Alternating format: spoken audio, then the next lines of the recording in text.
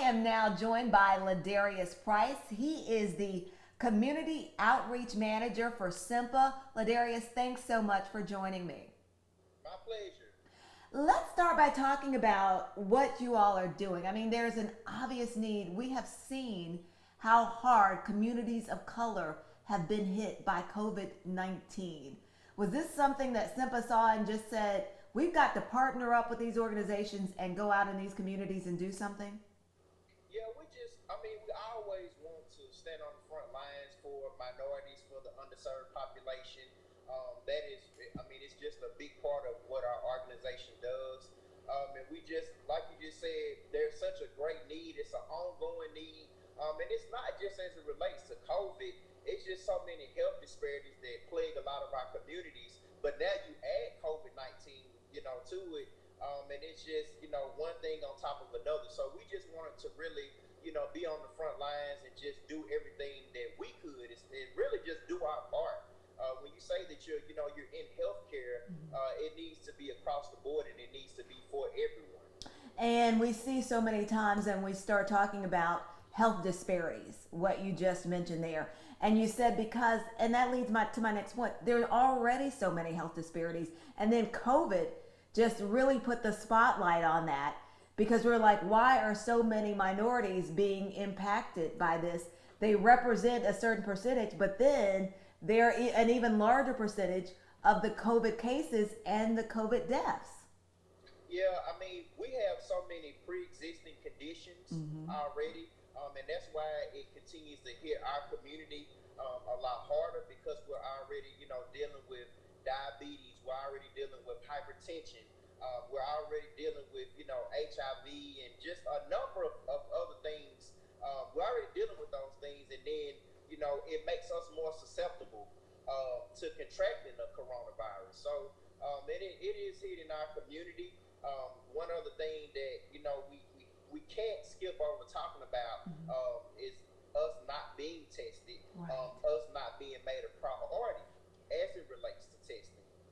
So now we're really we're playing catch up as we go to these different communities that we're in, and I'm standing out here right now.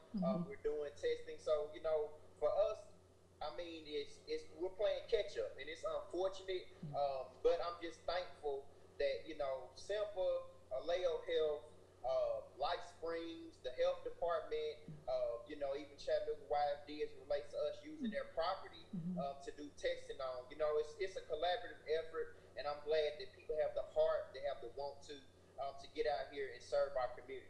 And that's so great, and I love that you just mentioned that, talking about this collaborative effort of working together, because really that's the only way that we're going to make a dent in this and start to change things. And one of the things you talk about, we often hear, and we've heard so many times that, when white people catch a cold, black people catch the flu.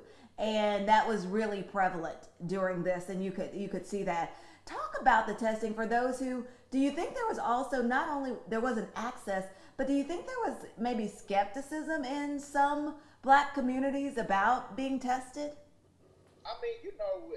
We're skeptical about any and everything. The other thing is the distrust as it relates to the medical community that continues to be there. And we just, for a person like me that's constantly working out in the community, I just want my people to trust me. As I work for CEMPA and I say, we're serving the underserved population, let me go out and build relationships with people that look like me. So they trust me, so they will come and get tested, so I can break down some of the barriers and dispel a lot of myths. I don't want to get tested because y'all are going to put a chip up my nose when you test me, or, it's so many different things when we think about us being tested and us being treated, the care that goes into it. So a lot of that, it's all about the collaborative effort. It's all about the relationships. It's all about people being trusting of you and your organization to give them the health care that they need. All right, and quickly, in about the last 2 minutes, 2 questions for you. Tell us how, for people who are still wondering, how does the testing work? Because I know you all have another one coming up next week. And then tell me about that testing and when will they find out the results? Okay, so we've already done testing in our own park. Just to give you a short overview, we tested about 205 people, and a great minorities. So we're very grateful for that. We're in the Avondale community this week. We've already blown those numbers out of the water. We probably did that in the first hour and a half. Wow. And people have really showed up. And then we'll be in the Eastdale community on this, upcoming Wednesday at New Hope Baptist from 10 a.m. to 3 p.m. And it's just, you come through, we have 2 drive-up lines, and then we have walk-up lines for those that are in the community that are in walking distance. But you drive up, you fill out a form, you give us your driver's license and your insurance card, and that's if you have insurance. And a lot of people be asking, well, if it's free, because it is free, Right. Why do you need my insurance card? Okay, and then we need that as it relates to tracing, as it relates to being able to keep up with your information.